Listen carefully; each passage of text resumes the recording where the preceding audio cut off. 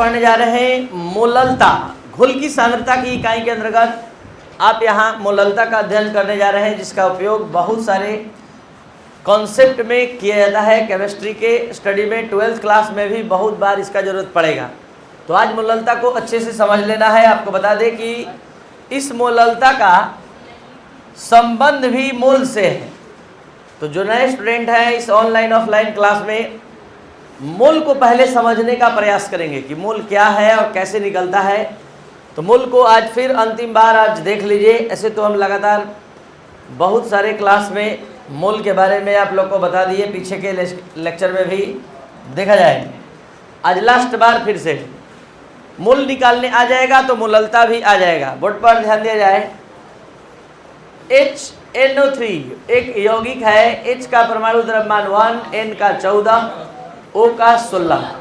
तो इस परमाणु द्रव्यमान का यूज करते हुए आणविक द्रव्यमान निकाला जा रहा है और ये आणविक द्रव्यमान आ गया 63। यहाँ पर देखा जाए H2S हमने एक यौगिक लिया 1 गुणे 2 और सल्फर का 32 होता है। सल्फर का 32 टोटल जोड़ कर आया 34। तो ये 34 आणविक द्रव्यमान है। तो ये सब इतना आना चाहिए आपको। नेक्स्ट एग्जाम्पल हम ले रहे हैं H3PO4, H का 1, O का 16, P का 31 यूज करते हुए आप यहाँ पर आणविक द्रव्यमान निकालेंगे। 31 प्लस 16 गुणे 4 ये टोटल 98 आया। हम आपको मोललता से पहले मोल बताना चाहते हैं कि आप सभी स्टूडेंट सीख जाइए। 10 ग्राम HNO3 है और आपको किलो में बताना है कितना है। तो जिस तरह 7-8 क्लास से आपके दिमाग में फिट हो गया है कि ग्राम को किलो में बदलने के लिए 1000 से भाग देते हैं, तो 1000 से भाग देते ही ग्राम ग्राम नहीं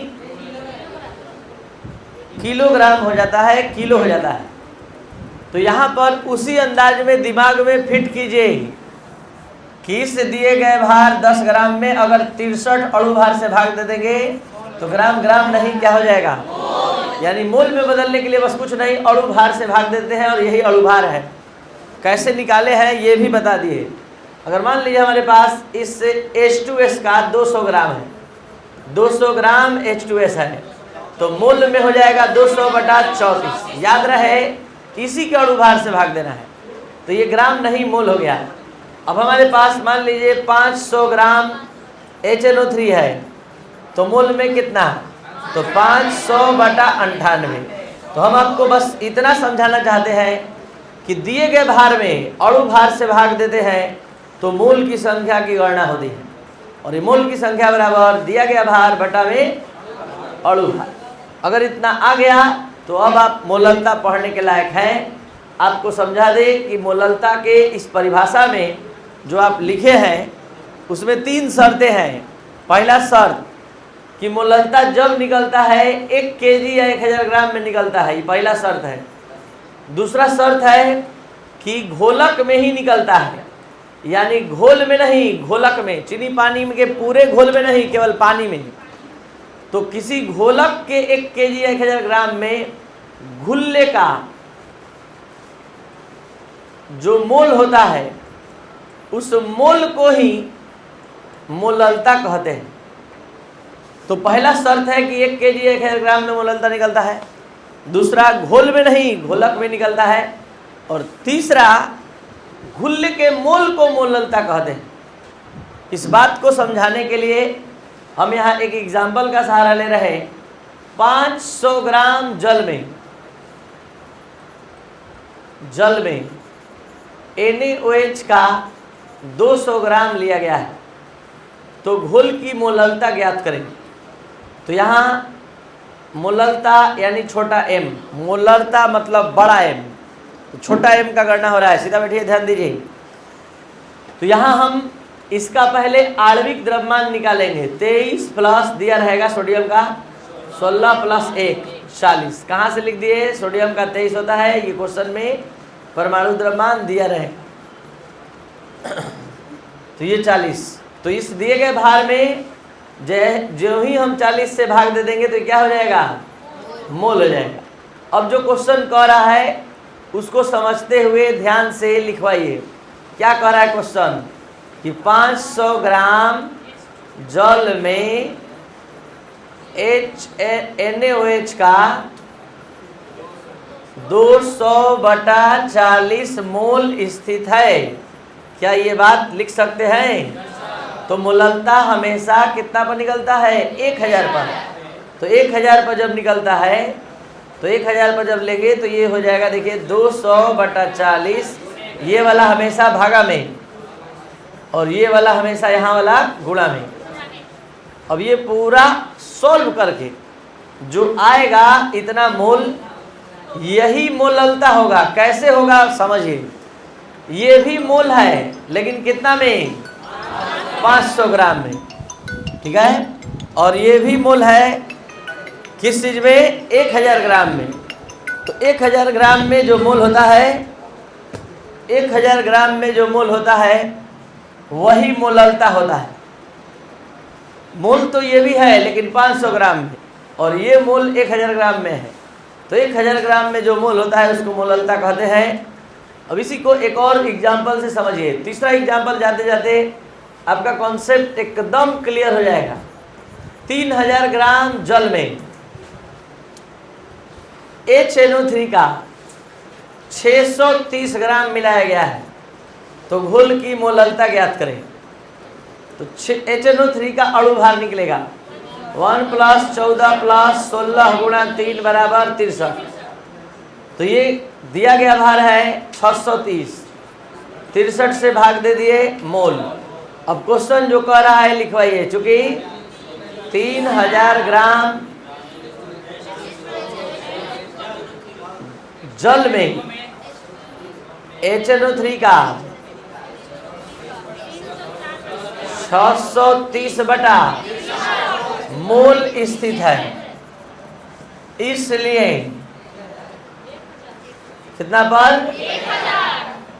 630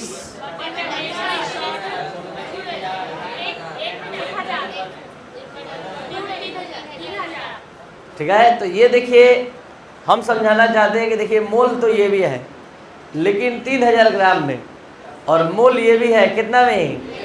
तो 1000 ग्राम में जो मोल आप निकाल दीजिएगा वही क्या कहलाएगा? Final round. एक घोल बनाया गया है जिसमें WA ग्राम घुल्ले को, ध्यान से सुनिएगा, WB ग्राम घोलक में मिलाया गया है, और जिस घुल्ले का बात चल रहा है उसका अणु भार आपको निकालना नहीं है, डायरेक्ट दिया हुआ है Ma। तो मोललता बताइए फिर से। एक घोल जिसमें WB ग्राम घोलक में WA ग्राम घुल्ले है और घुल्ले का अणु भार Ma है, तो बताइए मोल की संख्या बराबर, घुल्ले के मोल की संख्या बराबर WA/Ma। ये हो गया मोल घुल्ले का। अब उसी तरह से लिखवाइए WB ग्राम घोलक में घुल्ले का WA/Ma मोल स्थित है, इसलिए 1000 पर WA गुणा Ma गुणे, अब जरा ध्यान दीजिए, फाइनल राउंड है ये, यही फार्मूला दे देगा। इतना मोल कितना ग्राम में है? तो 1000 ग्राम में जो मोल आएगा वही मोललता होगा, मतलब यही मोललता का सूत्र है।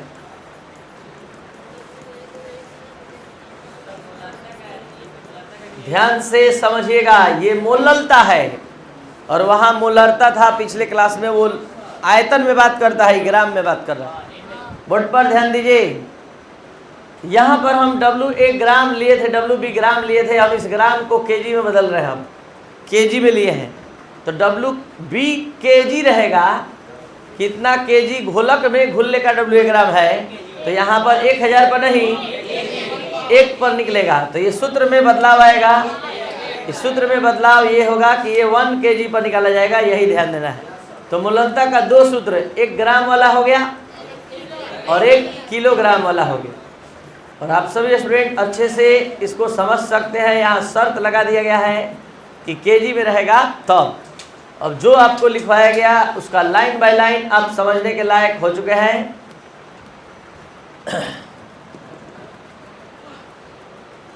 ध्यान दिया जाए।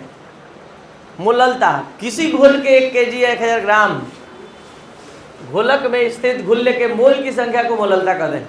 इसे m द्वारा सूचित किया जाता है। माना कि किसी घोल में WB ग्राम घोलक, जो भी बोले हैं, घुल्ले का WA ग्राम स्थित है, तो घुल्ले का अणु भार कितना है? Ma। तो मोल की संख्या कितना हो जाएगा?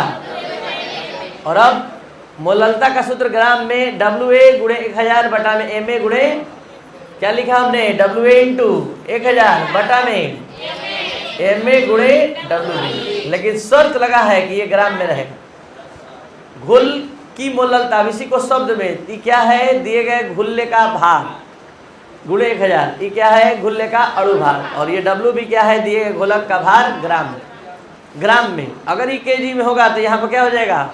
1। तो घोल की मोललता किलोग्राम में, WA इंटू 1 बाई Ma गुणे B, और ये हो गया किलोग्राम में।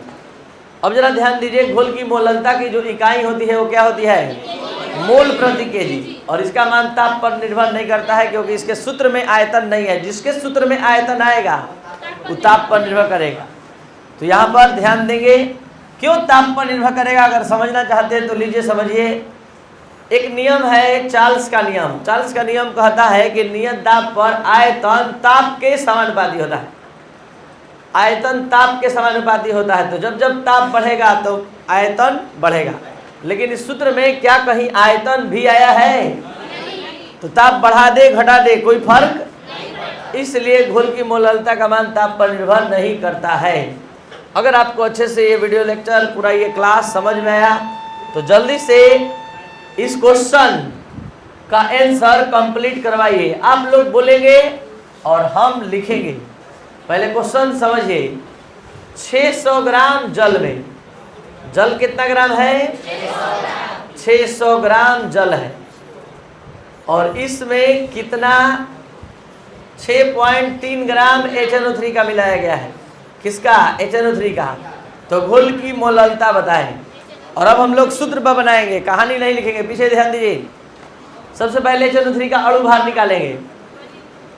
HNO3 का अणु भार हेल्प के लिए यहाँ देख सकते हैं, बोलिए कितना आया? और अब बताइए जल्दी से, दिया गया भार कितना है इसका? HNO3 का कितना ग्राम घोलक है? अब हमको कुछ नहीं चाहिए, सीधे सूत्र पर मान रखेंगे। छोटा m,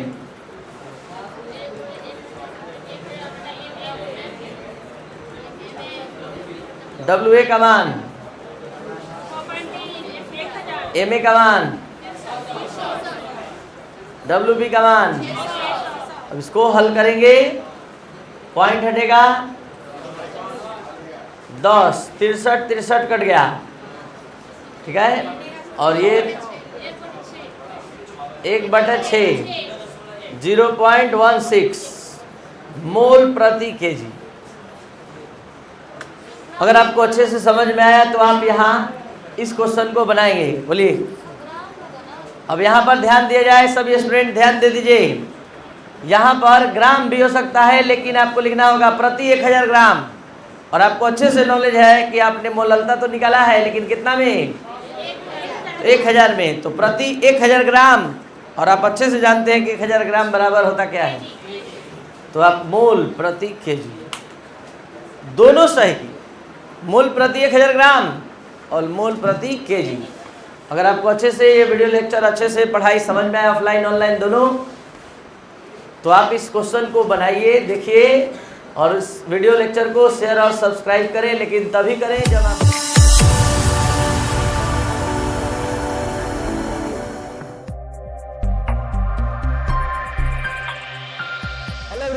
मैं Rajesh Kumar optimum chemistry classes से लगातार ऑनलाइन और ऑफलाइन की दुनिया में केमिस्ट्री का क्लास प्रोवाइड कर रहा हूं। अगर आपको केमिस्ट्री को इंटरेस्टिंग वे में पढ़ना है, समझकर पढ़ना है, केमिस्ट्री को आसान बनाना है, और आप अपने ऑफलाइन या ऑनलाइन क्लास से सेटिस्फाइड नहीं है केमिस्ट्री के सब्जेक्ट में, तो आप हमारी इस ऑनलाइन या ऑफलाइन क्लास को ज्वाइन करें। ऑनलाइन क्लास के लिए आप ऑप्टिमम केमिस्ट्री क्लास के चैनल से हमारा डेमो क्लास देख सकते हैं, या फिर हमारा एक टेलीग्राम चैनल है केमिस्ट्री का मतलब राजेश सर के माध्यम से आप डेमो क्लास अटेंड कर सकते हैं, खुद देख सकते हैं। और जज कर सकते हैं। अगर आपको ऑफलाइन क्लास ज्वाइन करना है तो प्रेमचंद पथ near railway station, Sasaram railway station के नजदीक ये क्लास है जो आप ज्वाइन कर सकते हैं। और ये क्लास बहुत सारे फैसिलिटी प्रोवाइड करता है, जैसे चैप्टर वाइज टेस्ट और टॉपिक वाइज टेस्ट, उसके बाद आपको वीडियो लेक्चर, पीडीएफ, सब कुछ आपको टेक्निकली प्रोवाइड करता है। अगर आप लोगों में से जो लोग इंटरेस्टेड हो, आप व्हाट्सएप कर सकते हैं 9431434546 पर, और प्ले स्टोर पर हमारा खुद का ऐप है केमिस्ट्री का मतलब राजेश सर, जिसके माध्यम से आप इंडिया के किसी कोने से पढ़ सकते हैं। Thank you.